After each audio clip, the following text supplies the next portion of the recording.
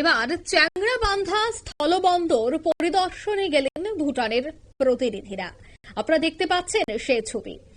ভারত এবং বাংলাদেশের যে সীমান্ত অর্থাৎ চ্যাংড়াবান্ধা, সেই বন্দরটিতে কিন্তু আজ সরেজমিনে পরিদর্শনে যান ভুটানের এই প্রতিনিধি দল। ভুটান বাংলাদেশের বাণিজ্যের প্রধান করিডর এই চ্যাংড়াবান্ধা। বিস্তারিত সে বিষয়ে জানবো। এই মুহূর্তে টেলিফোন লাইনে যুক্ত হয়ে গেছে পশ্চিমবঙ্গ থেকে প্রতিনিধি টুপাই হোর।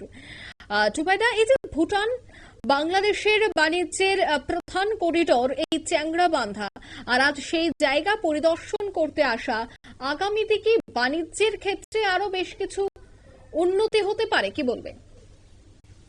দেখো, যেটা দেখতে পেলাম যে ভুটানের যে সংসদ রয়েছে, ভুটানের যে পার্লামেন্ট রয়েছে, সেই ভুটান পার্লামেন্টের 5 জন প্রতিনিধি, 5 জন সাংসদ, তারা চ্যাংড়াবান্ধা স্থলবন্দর, যেটা পশ্চিমবঙ্গের কুচবিহার জেলার মধ্যে পড়ে, পাশের দেশ হচ্ছে বাংলাদেশ, এবং এই স্থলবন্দর দিয়ে ভুটান এবং বাংলাদেশের মধ্যে যে মূল বাণিজ্য, সেটা কিন্তু এই স্থলবন্দরের মারফতই হয়ে থাকে। সেই ক্ষেত্রে গত আগস্ট মাস বা গত বছর থেকে বাংলাদেশের সাথে ভারতের ব্যবসার ক্ষেত্রে কিছুটা বিধিনিষেধ আরোপ হলো। ভুটানের সাথে সেই ধরনের কোনো বিধিনিষেধ আরোপ না থাকায় ভুটানের সাথে বাংলাদেশের কিন্তু ব্যবসা বাণিজ্য আগের মতো চলছে।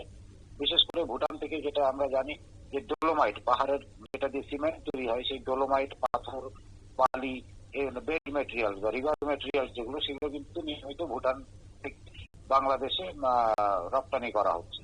সেই সমস্ত বিষয়গুলোকে আরো কিভাবে ত্বরান্বিত করা যায় বা এই সমস্ত বিষয়গুলোতে কিভাবে আরো দ্রুততার সাথে কাজ করা যায়, এই ধরনের পারস্পরিক আলোচনা হয়তো দুই দেশের মধ্যে চলছে। সেটাই সরজমিনে দেখতে এসেছিল বলে ধারণা করা হচ্ছে স্থানীয় সূত্রের যারা ব্যবসায়ী।